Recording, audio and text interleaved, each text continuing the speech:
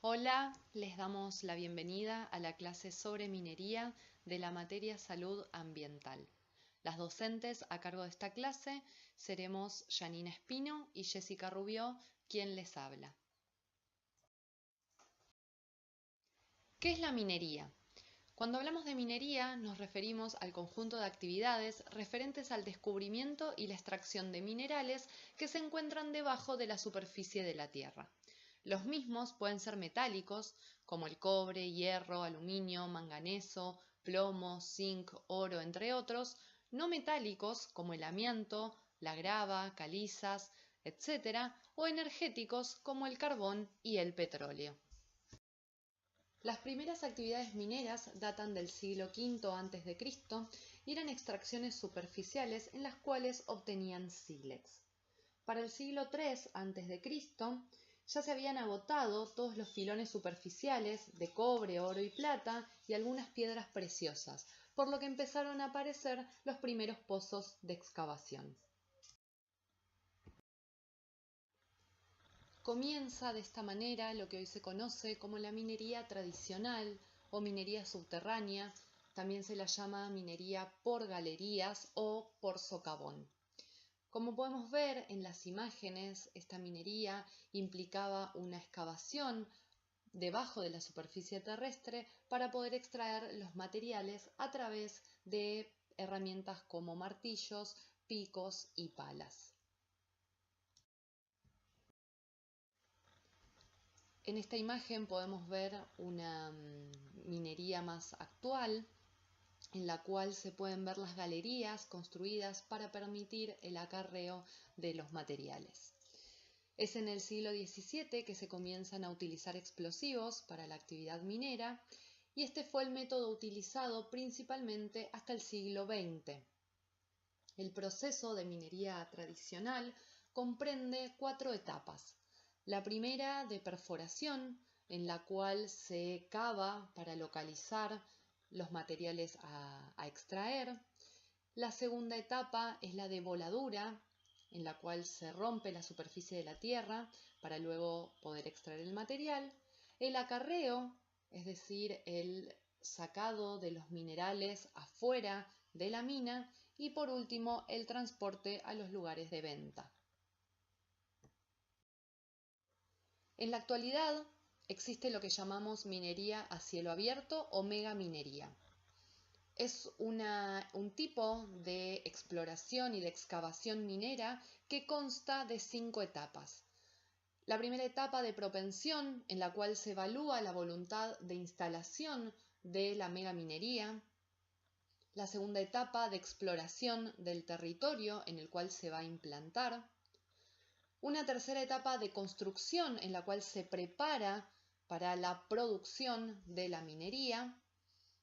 La producción propiamente dicha, en la cual a partir de diferentes procesos químicos se extraen los minerales. Y por último, la etapa de remediación y de cierre, en la cual se espera que se repare el medio ambiente dañado por este tipo de megaminería. ¿Qué es la megaminería entonces? Es una forma actual de minería, también denominada minería metalífera transnacional a gran escala, o sea, una explotación realizada por empresas multinacionales que ocupan enormes territorios para su desarrollo. Este tipo de minería en la actualidad tiene diferentes características. Por un lado, tiene la característica de usar toneladas de sustancias contaminantes. Ahora vamos a ver qué tipo de sustancias aparecen en estos procesos de extracción. Grandes necesidades energéticas, tanto eléctrica como de combustibles fósiles. Utiliza a su vez grandes volúmenes de agua por muchos periodos de tiempo. Generan lo que conocemos como drenaje ácido de la mina. El drenaje ácido es la contaminación de las aguas a partir del uso de metales pesados en las cuales se vuelven aguas ácidas. Una quinta característica es el nivel de tráfico elevado que genera, ya que hay que transportar los minerales que se extraen. En sexto lugar, la generación de pasivos ambientales, de problemas y contaminaciones ambientales. Y por último, la gran ocupación territorial, la gran extensión de territorios que requiere este tipo de minería.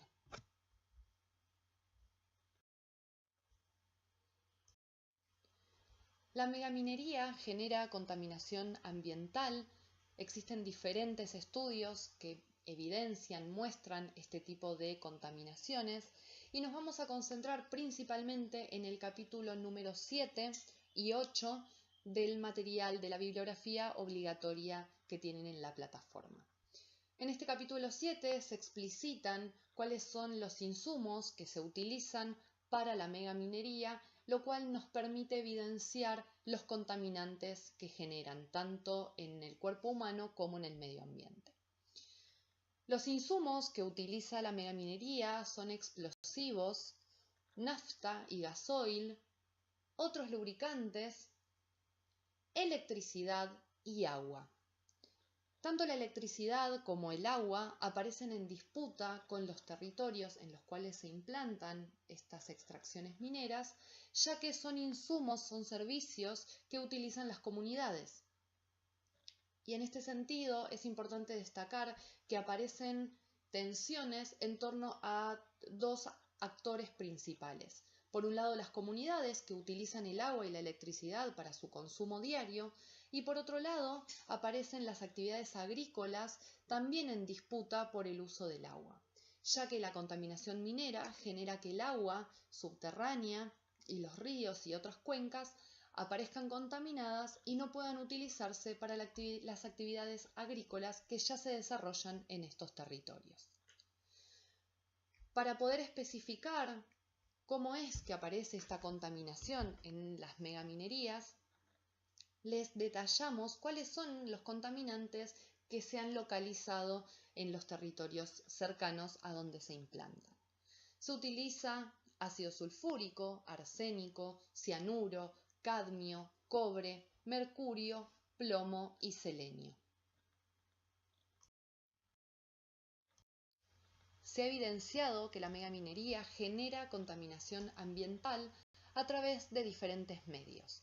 Por un lado, el drenaje ácido, la contaminación de las cuencas hídricas con metales pesados y sustancias químicas. Se ha evidenciado también la contaminación del aire y la contaminación de los suelos. Esta contaminación impacta directamente en la flora y la fauna del ambiente. Se han identificado extinción de especies y deterioro del espacio en el cual se encuentran. También enfermedades en los seres humanos por la presencia de metales pesados en el cuerpo. Aparecen registradas enfermedades respiratorias, gastrointestinales, renales, dérmicas y neurológicas. Se han localizado la presencia excesiva de cánceres en las comunidades y de intoxicaciones. Como viene desarrollando Jessie, tanto la megaminería como el fracking y la megaagricultura, entiéndase la producción de soja y maíz destinada a generar biocombustibles, son actividades extractivistas. ¿Y por qué son extractivistas? Porque extraen del suelo los bienes comunes hasta su agotamiento. En el caso del fracking, podemos decir que tras 200 años, un poco más, de extracción y consumo desmedido, los combustibles de fácil acceso y barato alcanzaron su techo de productividad, ¿no? Ya se agotó esa forma de extraer combustible. Pero las empresas y los gobiernos que siguen apostando a los hidrocarburos como principal fuente de energía,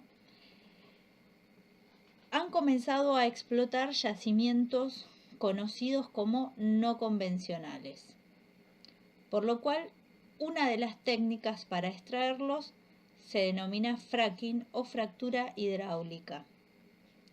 Es decir, que para liberar el gas o el petróleo se perfora hasta la formación geológica que lo contiene, se inyecta agua con alta presión mezclada con productos químicos y arena, y esto provoca que fluya y que puedan ser extraídos, como se ve en la primera imagen, ¿no? Ahí lo que se ven son las fracturas que se genera para que emerja el gas y el petróleo.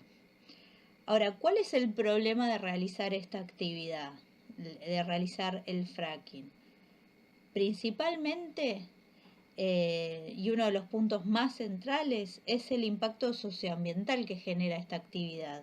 ¿Por qué? Porque va a generar un aumento de la actividad sísmica, mayores emisiones de gases de efecto invernadero, hay una gran ocupación territorial para la práctica de esta actividad, la contaminación del aire con alta toxicidad, la contaminación del agua, tanto superficial como subterránea, y acá vuelve a aparecer uno de los elementos más importantes de estas actividades, que se disputa, como bien decía Jessie al comienzo, se va a disputar su uso con las personas que habitualmente viven en esos territorios. ¿Qué es el agua?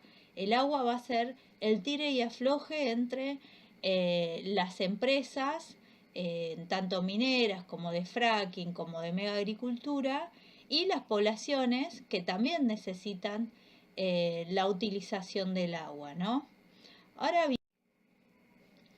bien, abordemos un poco el mito 8, ¿sí?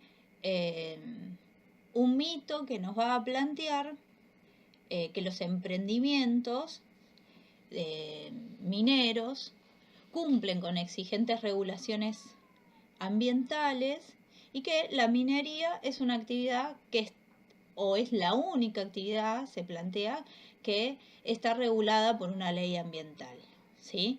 Entonces, este mito lo que va a estar señalando es que existe una regulación exigente, y cuando se está hablando de esta ley, van a estar haciendo referencia a la Ley de Protección Ambiental para la Actividad Minera, ¿no? Veamos, previo a esto, veamos en esta frase, ¿sí? Todas las actividades humanas en el territorio argentino son reguladas por la Ley General de Ambiente, salvo la minería, que es regulada por la Ley de Protección Ambiental para la actividad minera, como decíamos recién en el mito 8, ¿sí? Ahora, veamos en qué consiste la Ley de Protección Ambiental para la actividad minera. Esta ley va a plantear que hay una autoridad de aplicación. O sea, en este caso, cada provincia va a decidir en el ámbito de su jurisdicción si se aprueba o no tal o cual proyecto para la actividad minera. La ley estipula que se debe presentar un informe de impacto ambiental y no uno de evaluación, como lo prevé toda la legislación nacional e internacional. Y esto es importante en tanto que no es lo mismo evaluar el impacto ambiental de una actividad que informarlo. Y esto está a su vez ligado al principio o a los principios resarcitorios del código, que repara el daño a través de una indemnización. O sea, estas formas que maneja el Código Minero va a chocar, y de hecho choca con la Ley General de Ambiente, con el principio preventivo que obliga a actuar para evitar el daño, incluso hasta para no permitir la actividad si fuera necesario. De esta manera, la legislación es mucho menos protectora que la Ley General de Ambiente. Esta legislación de protección ambiental para la actividad minera deja librado a la acción las decisiones de la empresa. ¿Por qué? Porque si la ley general de ambiente, aquí la tenemos, la ley 25.675, plantea 3 principios fundamentales e importantes que es el preventivo, evitar que se produzca un daño que ya se conoce con anterioridad. O sea, si ya sabemos que esa actividad va a generar un daño, entonces tengo que prevenir. Precautorio tiene que ver con si frente a una eventual obra, ¿no?, o una actividad con posibles impactos negativos en el ambiente, permite que la decisión política que no da lugar a su realización se base exclusivamente en indicios del posible daño sin necesidad de requerir la certeza, ¿sí? El principio precautorio va a permitir tomar una decisión de poner en marcha o no un proyecto si se considera, ¿sí?, si la decisión política considera que puede afectar al ambiente, ¿sí? Y el de sustentabilidad es de conservar el estado del ambiente, ¿no? Esos tres principios que tiene la Ley General de Ambiente, preventivos, precautorios y de sustentabilidad, son principios a los cuales va a esquivar precisamente la Ley de Protección Ambiental para la actividad minera, que es lo que venimos diciendo y intentamos comparar. Veamos entonces, para poder compararla con la Ley de Protección Ambiental para la actividad minera. Esta ley, la Ley General del Ambiente, va a establecer que hay una competencia federal en los casos en que el acto, omisión o situación generada provocase degradación o contaminación en recursos ambientales interjurisdiccionales. ¿Sí? Acá puede haber una participación federal en caso de que fuera necesario. En la ley de protección ambiental de la actividad minera, esa figura no aparece, solamente las provincias deciden. En cuanto a las aguas, se establece el principio de solidaridad y cooperación. En el artículo 22 se expresa la obligación de las empresas a contratar un seguro que garantice el financiamiento de la recomposición del daño, cosa que la Ley de Protección Ambiental para la actividad minera no lo tiene, no cuenta con ese seguro en caso de que se necesite financiar una situación que ya se dañó, un ambiente que ya se dañó. Y por último, en los artículos 19 y 20 de la Ley General de Ambiente se garantiza la participación ciudadana, algo que no tiene la Ley de Protección Ambiental para la actividad minera, donde se deja de lado la participación ciudadana. Entonces, tenemos diferencias importantes entre una ley y otra, y donde la minería queda fuera de esta Ley General de Ambiente porque tiene una ley que sigue funcionando y cuyas medidas de prevenir el daño, de cuidar el ambiente y demás no son contempladas. Entonces, en esta filmina podemos ver algunas de las deficiencias que presentan los sistemas de gestión y control ambiental para el caso de las explotaciones mineras en la región, ¿no? Esto de los estudios de impacto ambiental se realizan bajo condiciones limitadas y modalidades poco transparentes. Muchas veces aquellos científicos que van a hacer los estudios de impacto ambiental y demás suelen ser también personas que participan de los órganos del Estado. Tenemos esto de las deficiencias en los mecanismos de participación ciudadana. Hay una gravosa omisión del tratamiento de los pasivos ambientales mineros. Hay una falta de capacidad técnica de los organismos estatales para supervisar el control ambiental y las acciones de remediación.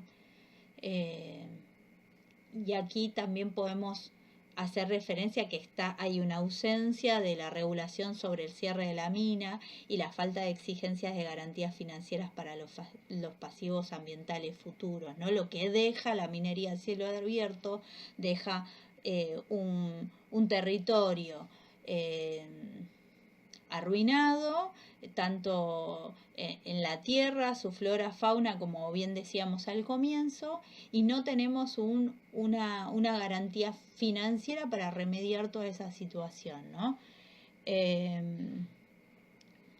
Así que tenemos en esta actividad y con respecto a la legislación, ¿sí? Una deficiencia importante. Supongamos que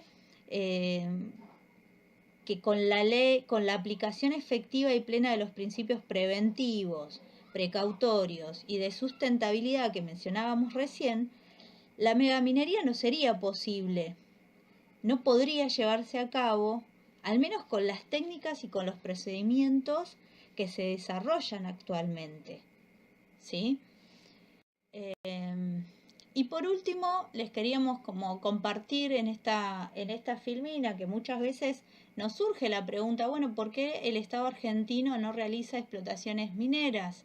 La respuesta tiene que ver precisamente con ese Código de Minería de la Nación Argentina que fija, ¿sí?, la inhibición total del Estado de explotar cualquier yacimiento minero y por tal motivo solo puede constituir sobre las sustancias minerales derechos en favor de los particulares.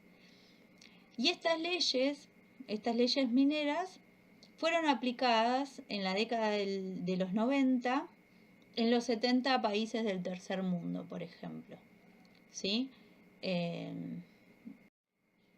Y en esta última filmina le queremos dejar, ¿no?, como una línea de tiempo que nos permite ver las resistencias y las luchas contra las mineras en Argentina,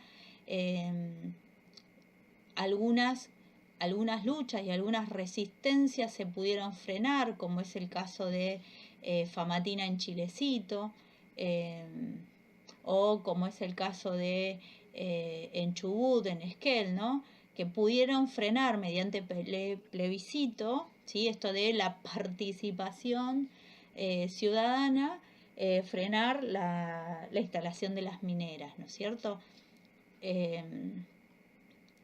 Así que bueno, les invitamos a revisar el libro de los 15 mitos. En particular aquí trabajamos 2, pero están más que invitados, invitades a comenzar a develar esas afirmaciones que habitualmente escuchamos, de que la mina trae progreso, de que somos un país minero, de que trae trabajo. Bueno, la realidad es que en ese libro podemos comenzar a darnos cuenta que el trabajo es para unos pocos, el progreso es para unos pocos, y que lo que nos queda a los países es la degradación de nuestro suelo, de nuestro ambiente, la contaminación. Se llevan el oro, nos dejan la contaminación, se llevan los minerales, nos dejan la contaminación. Bueno, las esperamos en la clase para seguir compartiendo y seguir debatiendo. Muchas gracias.